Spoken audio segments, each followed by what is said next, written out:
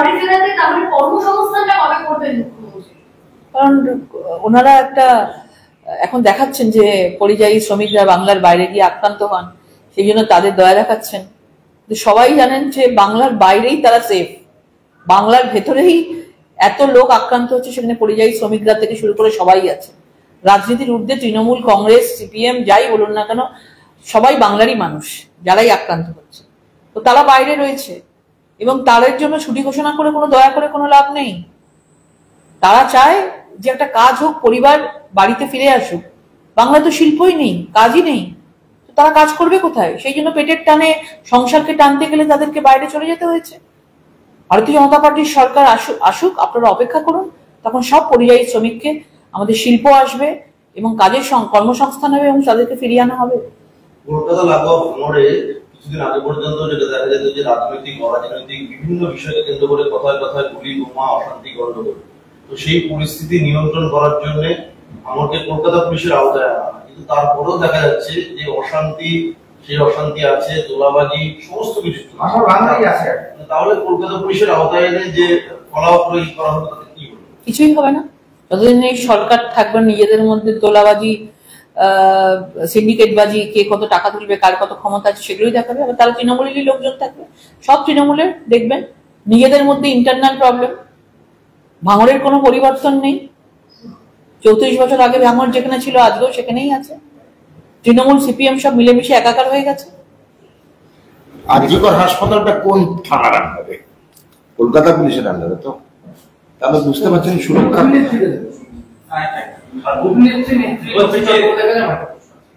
বলছি যে জিএসটি কাঠামোর আমূল পরিবর্তন হচ্ছে 22 তারিখ। বলতে পারবো না, প্রোগ্রামটা নিয়ে একটু বলুন। আমি জানি না। আমি বলি, কুণাল ঘোষ কালকে একটা পোস্ট করেছেন, সেই পোস্টটি হচ্ছে বাংলা বিনোদন জগৎকে ঘিরে। আমরা জানি যে সম্প্রতিকালে একটা সিদ্ধান্ত হয়েছিল 50% বাংলা ছবির সংরক্ষণ হলে ব্যবস্থা করা হয়েছিল, যে প্রাইম টাইমে যেন অবশ্যই বাংলা সিনেমা চলে। কুণাল ঘোষ কালকে নাম না করে একটি বিশেষ সিনেমাকে বিশেষ ভাবে সাহায্য করা হচ্ছে এবং অন্য যে সিনেমাগুলির তিনি নাম করেছেন, দেবী চৌধুরানী বা অন্যান্য গুলো রক্তবিষ্টু, এদের পক্ষে দাঁড়িয়ে কুণাল প্রশ্ন করেছেন। ধরে নেওয়া হচ্ছে যে রঘু ডাকাত বেশি সুযোগ পেয়ে যাচ্ছে বলে নাম না করে বক্তব্য প্রভাব খাটানো হচ্ছে বলে অভিযোগ কুণাল ঘোষের টুইটে। এটা আপনি কিভাবে দেখছেন? দেখুন, সিনেমার খুব একটা বিশেষ খবর জানি না, কিন্তু এটুকু বলতে পারি যে আগে জানতাম যে ছবিতে মানে ছবি ভালো হয়, ছবি হিট হয় এবং সেই ছবি চলে। কিন্তু এখন দেখা যায় যার যত নিজস্ব চেনাশোনা, নিজস্ব লবি, নিজস্ব জায়গা আছে, সে তত বেশি ছবি চালাতে পারে। একটা খারাপ ছবিও অনেক দিন ধরে চলে, আবার একটা ভালো ছবিও দুদিন পরে সেটাকে হল থেকে নামিয়ে দেওয়া হয়, শুধুমাত্র সেটা রাজনৈতিক পলিটিক্যাল ইনফ্লুয়েন্স থাকে বলে সেগুলো হয়। এবং তার জন্য সবচেয়ে ক্ষতি হয় ছবির এবং ছবির শিল্পীদের এবং অবশ্যই বাংলা ছবির দর্শকদের এবং আমাদের বাংলার। এবং আগে ছবি নিয়ে সবার অনেক কৌতূহল ছিল এবং অনেক নানা ধরনের ছবি হতো এবং ভালো ছবি সেটা মর্যাদা পেত। কিন্তু এখন তাদের মধ্যে অনেক কিছু পলিটিক্স চলে এসেছে এবং পুরো ছবির পুরো শিল্পীদের পুরো ছবি বানানোর জায়গাটাই হয়ে গেছে যে বেশিরভাগ তারাই কাজ পায় যারা এই তৃণমূল সরকারকে মানে আপোষ করে চলে। সেই বিভাস অধিকারী নকল থানা তদন্ত করতে আসল পুলিশ অফিসাররা যখন কলকাতায় এসে পৌঁছলেন নয়ডা থেকে, এসে তারা বেলেঘাটার তরফে তালা ভাঙার অনুমতি পাননি বলে শিয়ালদা কোর্টে দ্বারস্থ হয়েছেন নয়ডা পুলিশ।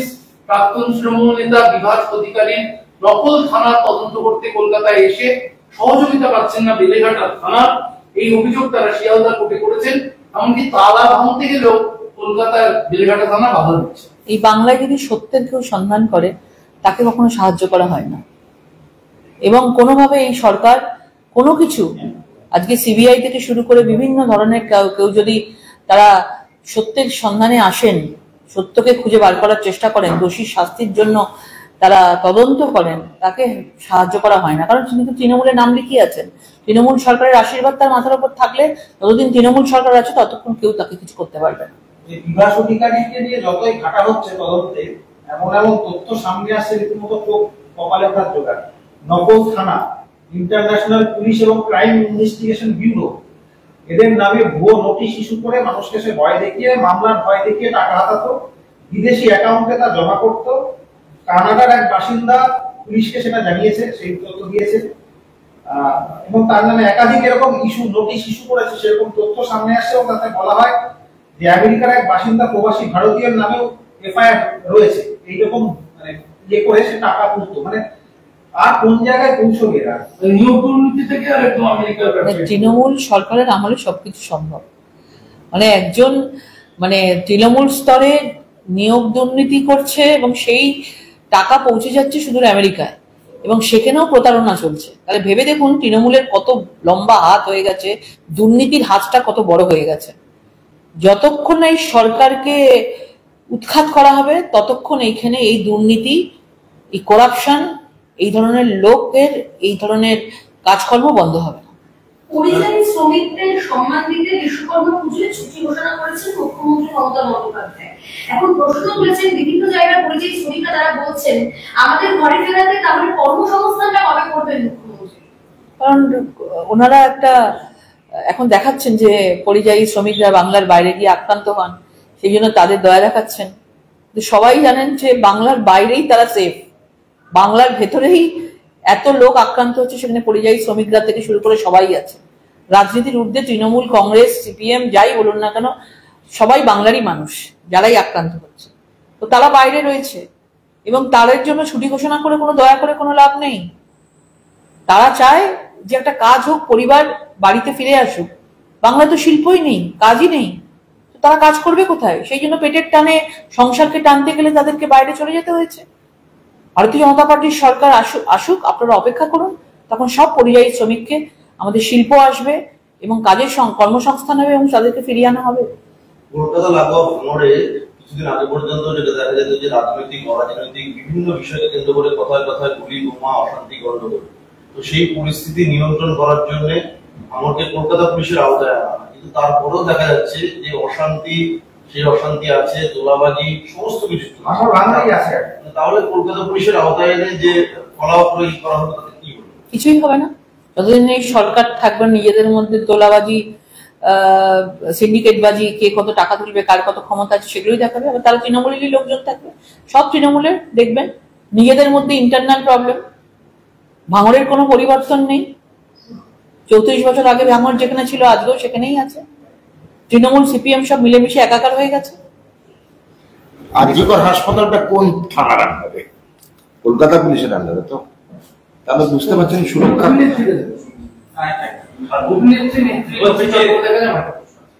বলছি যে জিএসটি